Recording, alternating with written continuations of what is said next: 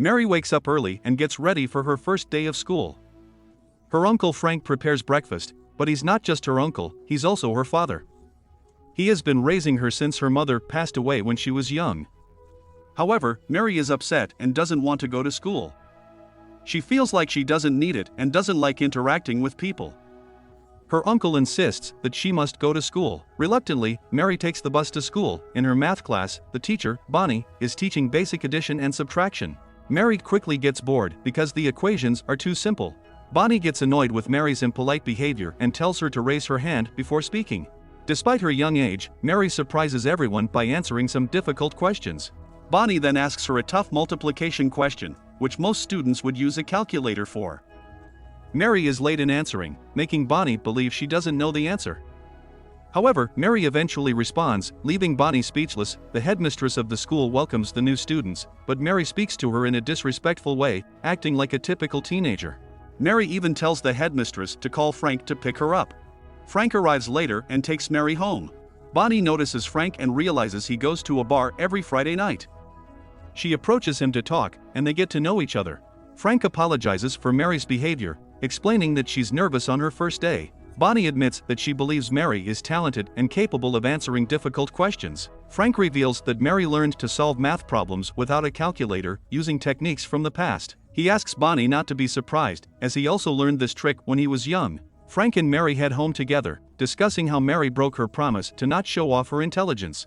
They agree to a deal where Mary won't flaunt her abilities in front of others to be treated like a normal child. Eventually, they go to the beach together, and Mary plays with her cat. Day by day, Mary continues to go to school and tries to interact with the other kids. One day, she has an exam, and Bonnie hands out the papers. Mary confidently tells Bonnie that she has already finished the exam. Bonnie isn't surprised. Curious about Mary's abilities, she gives her a university-level exam. Mary effortlessly completes the exam, impressing Bonnie. After class, Bonnie decides to investigate Mary's family background. She discovers that Mary's mother, Diane, was a renowned mathematician who solved difficult equations. However, Diane tragically committed suicide for unknown reasons. Bonnie also learns that Frank has been raising Mary since then. She goes to the bar where Frank frequents and confronts him.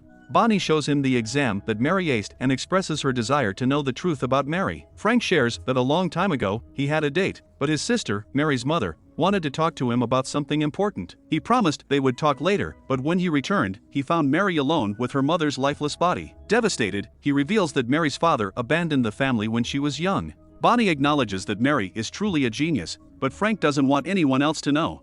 The next day, Mary is on the bus with her classmates, who are all working on a project about animals. One child is walking with his project when a bully knocks it out of his hands, causing it to break. This angers Mary, and she retaliates by hitting the bully with a big book, making him bleed. Frank is called in to meet with the headmistress. She offers Mary a free scholarship to the Oaks Academy for gifted children, recognizing her genius. However, Frank declines the offer, as his family had negative experiences with the Oaks math schools in the past, and he doesn't want Mary to go through the same. The next day, Mary apologizes to all her classmates for her actions and promises not to hit anyone again. She even praises the child whose project was broken, making the whole class applaud him. Frank then takes Mary home to meet her grandmother, Evelyn. This is the first time Mary sees her grandma. Her grandma gives her an expensive laptop and mentions that there's a math book on it. However, Mary tells her that she already read that book a while ago and is now on a higher level. Later, Evelyn goes with Frank, and he brings up the fact that the headmistress called her. He asks why she's visiting her granddaughter for the first time in 7 years. Evelyn tells him that it's not the right time or place to discuss it and mentions that their current living situation isn't suitable for them. Evelyn walks away when he doesn't respond. Frank enters the house and finds Mary reading a math book on her new laptop. He realizes something and goes back to Evelyn. He tells her that his sister, Diane, wrote in a suicide note that Mary shouldn't live with her grandma and that she wants Mary to have a normal life. Evelyn tells him that she can provide Mary with a luxurious life, but Frank disagrees. He doesn't want Mary to only be surrounded by mathematicians. Evelyn gets nervous and asks him to consider what's best for Mary, or else she'll take legal action for custody. Frank continues to work in the house and notices that Mary is always studying math. He asks her to go out, but she prefers to stay home and study. Eventually, Frank forces her to go out because he doesn't want her to become too introverted. Evelyn files for custody of Mary against Frank. The session ends with an adjournment to another day after examining the living situation at Mary's place. Evelyn's lawyer claims that Mary is living in an unsuitable home with her uncle. Frank then asks their neighbor, Roberta, to take care of Mary for the night. Roberta is like a mother to Mary and loves her very much. Meanwhile, Frank is at a bar and meets Bonnie there. She expresses sadness about Mary's custody case and knows she'll find him there. They sit together and talk all night. Bonnie asks him what he's most afraid of, and it's evident that he's depressed because he fears losing Mary. They start developing feelings for each other and go to Frank's house. Bonnie feels guilty about being alone with her student's guardian. On the second day, Mary leaves Roberta's house and goes to see Frank. However, she finds her teacher there, and Bonnie looks embarrassed. Bonnie quickly walks away. Frank talks to Mary nervously and starts raising his voice at her for leaving Roberta's house without permission. He blames her for embarrassing him and tells her he can't have 5 minutes to himself because of her.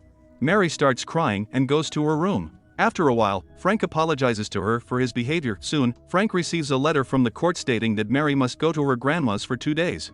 Mary travels to her grandma Evelyn's place, where Evelyn shows her pictures of her mom, Diane. Meanwhile, Bonnie talks to Frank and expresses her fear of getting kicked out of school because of her actions. The next day, Evelyn takes Mary to the university and shows her a wall of honor with blank photos, except for one. These photos are for those who solved the most difficult mathematical equations in history. Diane's photo is under the equation called Navier-Stokes. Evelyn explains that if Diane had solved it, she would have received the Nobel Prize in Physics and Mathematics. Evelyn introduces Mary to a mathematician and encourages her to try solving a challenging equation. However, Mary is stressed and doesn't know how to solve it. They walk away, but Mary tells Evelyn that there's a mistake in the equation. Evelyn takes Mary back to the mathematician, and after some time, Mary corrects the equation and solves it. The mathematician and Evelyn are surprised by Mary's genius. After the residency period ends, Mary returns home to her uncle's place. Mary tells Frank that she loves her grandma Evelyn but doesn't want to live with her because she's bossy. Frank promises her that he won't leave her. On the second day of the court trial, the judgment in Mary's custody case continues. Evelyn calls Mary's father, who has never seen her, to testify as her guardian. However, Frank's lawyer proves that he has never been her guardian and has never shown any interest in her. The judgment is in Frank's favor. When Frank goes home, he tells Mary that he saw her father in court, but she cries because her father didn't even come to see her. Frank takes Mary and Roberta to the hospital to show her something that will make her happy. They wait for hours, not knowing what Frank has in store. It turns out that Frank wanted them to see a family celebrating the birth of their child. They witness the joy and celebration, and Mary joins in because of her innocence. After several court sessions, Frank's lawyer approaches him with an offer. He suggests putting Mary in a care home to be adopted by a suitable family. Frank becomes anxious, but the lawyer explains that it could be a suitable solution to satisfy both parties. The lawyer warns Frank that the judge might favor Evelyn because she is wealthy and can provide a better life for Mary. He asks Frank to carefully consider the offer and walks away. The next day, Frank agrees with the lawyer's opinion and decides to meet a nice family who wants to adopt Mary. He agrees to let Mary live with them, and the trial ends without a clear winner. Frank takes Mary to her new home, but she's upset and asks him not to leave her alone. He promises to visit her once a month with Roberta, and when she grows up, she can choose to live with him. Mary cries and promises that he'll always be with her. Mary hits him and screams when he leaves. Later, Bonnie comes to calm Frank down while he's working. He talks about Mary and how sad he is that she was taken away. Frank is really nervous and leaves Bonnie. The next day, Bonnie finds an ad for Mary's cat at an animal shelter. She sends Frank a photo of the ad, and he leaves work to go to the shelter. He finds out that someone allergic to cats gave away the cat, and he's sure it was Evelyn, the people who took Mary. Frank and Roberta go to Evelyn's house and find Mary staying with her grandma. He asks Mary to come with him, but she refuses and runs away. Frank leaves a notebook for Evelyn before leaving. The notebook was written by Mary's mom. Outside, Frank hugs Mary, and she hits him for leaving her alone. He apologizes and promises not to do it again. Mary cries and says they took her cat, but Frank assures her that the cat is with him. They go back to Evelyn, and Frank talks to her privately. Evelyn accuses Frank of lying, but he tells her that Diane asked him not to publish the notebook until after Evelyn's death. Evelyn is shocked, and Frank leaves her with the notebook. He takes Mary home, even though he wasn't supposed to give her the notebook, but he did it to keep her in his care. After a few minutes, Evelyn opens the notebook and sees her daughter's tears on the pages. She breaks down and cries because she made her daughter depressed before she died. She talks to the mathematician, crying, and asks him to let the world know that her daughter Diane solved the equation. Several months later, Mary becomes a student at the university, despite her young age. Frank takes her to the playground after her classes, and she plays with her friends like any other kid.